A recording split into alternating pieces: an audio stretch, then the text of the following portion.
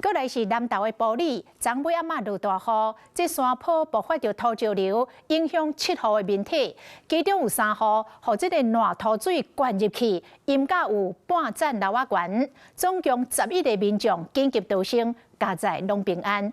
这个烂水土石嘛冲到大路顶，阻碍着交通，无法度通行，赶紧出动着怪手甲大型的机师透雨清理路面。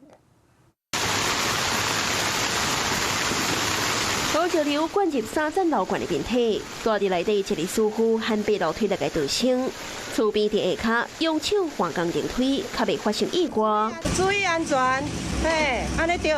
居民喊总出来逃生，总风险危机，里长有到现场关心。很快的时间就把1楼淹没到1半以上了。他回来的时候拿这个换洗的衣物出来。 那接受安置。加在这个师傅走了紧，人无安怎？昨下晡南投埔里镇上大雨，外山区的夜港里发生土石流，雨势上了正粗，车路淹水淹甲又要变一条小河。前面3户淹得比较严重，满目疮痍啦。车拢被颠被当，只好出动大型机构到摒扫甲刹车。 想起着惊险的过程，似乎又怨心惊惊。电冰箱的马达还搁在胖，然后那个电灯还在闪，我怕导电，所以我不敢靠近。土石流对夜港里的南边山坡林坡地冲落来，当中有7户面体受损。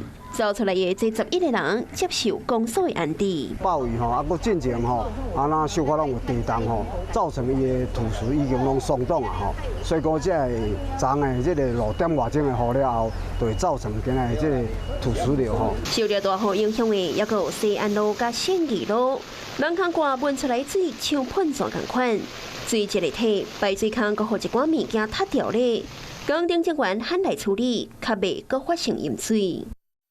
Hello， 我是林仙怡。想要抢先掌握最及时的新闻资讯吗？赶快订阅、按赞、开启小铃铛，锁定华视新闻 YouTube 频道。